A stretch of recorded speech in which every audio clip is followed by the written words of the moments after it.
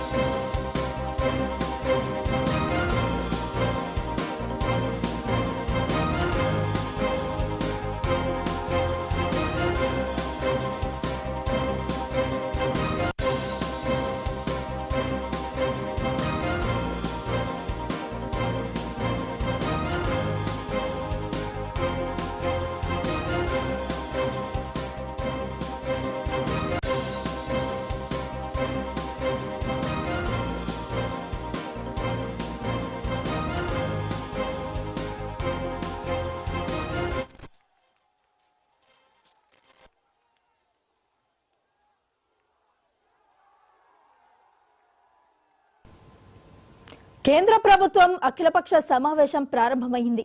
బంగ్లాదేశ్లో జరుగుతున్న పరిణామాలను వివరించనున్నారు. పొరుగున ఉన్న బంగ్లాదేశ్లో జరుగుతున్న పరిణామాలు, దాని ప్రభావం భారత్పై పడే అవకాశం ఉందన్న నేపథ్యంలో ఈ అఖిలపక్ష సమావేశాన్ని ఏర్పాటు చేశారు. మరి ఇదే అంశానికి సంబంధించి మరింత సమాచారాన్ని మా ప్లానింగ్ ఎడిటర్ సురేష్ గారు అందిస్తారు. సురేష్ గారు, చెప్పండి. వైష్ణవి, మీరు చెప్పినట్టుగానే ఇప్పుడు అఖిలపక్ష సమావేశం నడుస్తోంది. మనకి విదేశాంగ శాఖ మంత్రి జయశంకర్ గారు ఈ సమావేశాన్ని ఏర్పాటు చేశారు. అన్ని పార్టీల నేతల ఆహ్వానం మేరకు ఇప్పుడు సమావేశం జరుగుతుంది. మీకు తెలుసు, బంగ్లాదేశ్ లో రిజర్వేషన్ కోటా దాంట్లో నెలకొన్న అంటే ఆందోళనలో చివరికి అది టర్న్ తీసుకొని మొత్తం మీద ఢాకా మాజీ ప్రధానమంత్రి షేక్ హసీనా ఇంటి ముట్టడికి ప్రయత్నించడం, దాంతో ఆవిడ రాజీనామా చేసి మనకి అక్కడ నుంచి హెలికాప్టర్లో అంటే సైనిక హెలికాప్టర్లో మనకి అగర్తలా వచ్చి అక్కడ నుంచి మనకి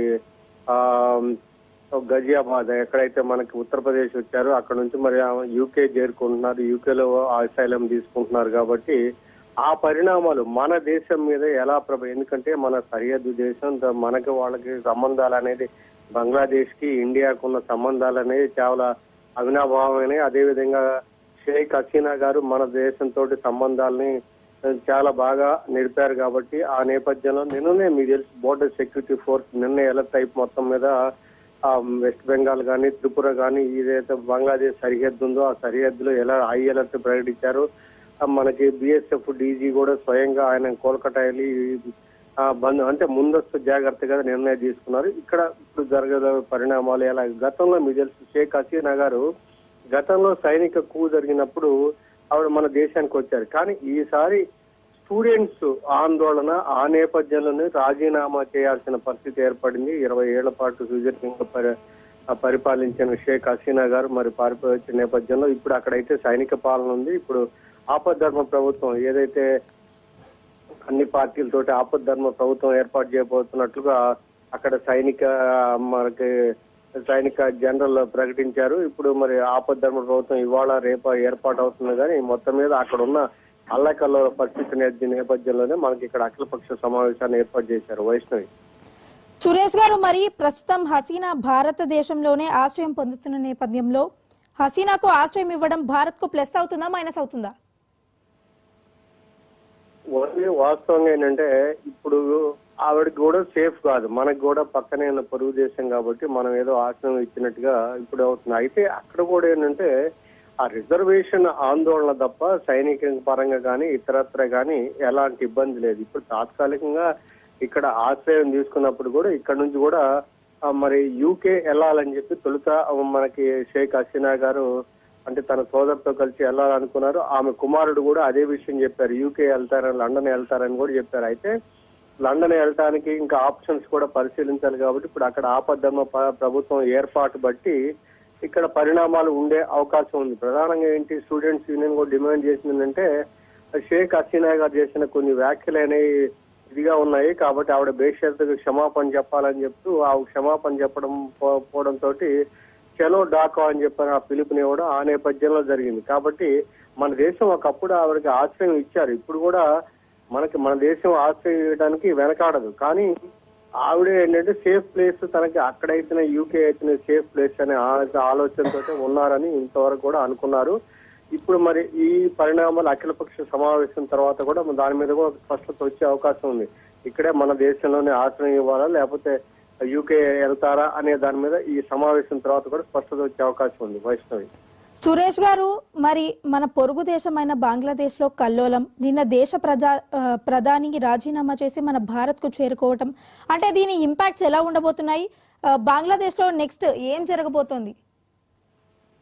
వైష్ణవి, బంగ్లాదేశ్ ఒక రకంగా షేక్ హసీనా గారు ఆర్థికంగా ఆ దేశాన్ని చాలా పటిష్టంగా తీర్చిదిద్దడంలో ఒకవైపు మనం అనుకోవటం ఏంటంటే మన భారతదేశం అంటే కూడా బంగ్లాదేశ్ చాలా పటిష్టంగా ఉందని చెప్పనేది.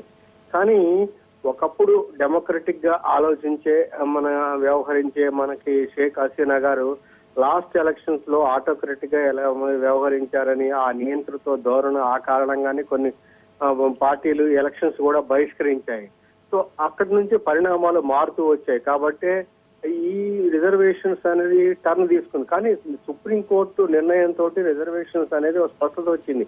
93% మెరిట్ కే ప్రాధాన్యతని. కానీ ఆ అంశం నుంచి డైవర్ట్ అయిపోయి క్షమాపణ చెప్పాలి లేకపోతే 300 మందికి పైగా మరణించారనే దానికి వాళ్ళ మీకు పరిహారం ఇవ్వాలని, గాయపడ్డ వాళ్ళ పరిహారం ఇవ్వాలని ఏదైతే సైన్యం అంతర్లీనంగా సైన్యం కూడా కొంత సహకరించడం, తర్వాత అదే విధంగా అన్ని పక్షాలు అంటే మిగతా పార్టీలు అన్ని కూడా సహకరించడంతో ఇప్పుడు టర్న్ తీసుకుంది. కాబట్టి అక్కడ శాంతి భద్రతల సమస్య తప్ప ఫైనాన్షియల్ గా మీకు శ్రీలంక లాగానో లేకపోతే ఇంకా పాకిస్తాన్ లాగానో లేదు. మనకంటే కూడా ఒక రకంగా బంగ్లాదేశ్ చాలా పటిష్టంగా ఉంది.